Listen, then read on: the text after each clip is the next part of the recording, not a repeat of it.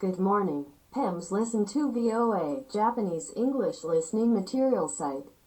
South Korea allowed to develop own rocket fuel by VOA News, July 28, 2028, 48 a.m. South Korea said Tuesday it has reached an agreement with the United States that will allow it to use solid rocket fuel for space vehicles. A change that will enable the country to launch its first military surveillance satellites and develop the technology to build more powerful missiles. The agreement lifts guidelines Seoul first signed onto with Washington in 1979.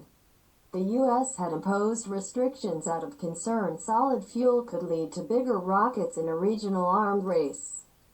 The guidelines were last revised in 2017 to scrap a payload cap of 500 kilograms for South Korea's ballistic missiles with ranges of 800 kilometers.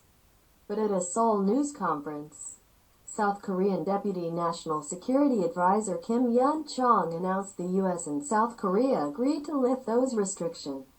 Kim said, effective immediately, all South Korean companies, research institutes and nationals will be free to research, develop, produce and own not only liquid fuel but also solid fuel and various types of hybrid space rockets without any restrictions. Solid fuel is less expensive, offers greater mobility for missiles and rockets and reduces launch preparation time.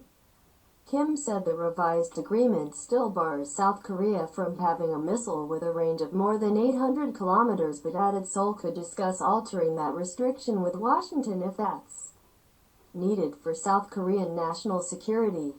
Kim said South Korea could use solid fuel-based rockets to launch military reconnaissance satellites. South Korea currently has no spy satellites. South Korea's missile capability is inferior to that of rival North Korea.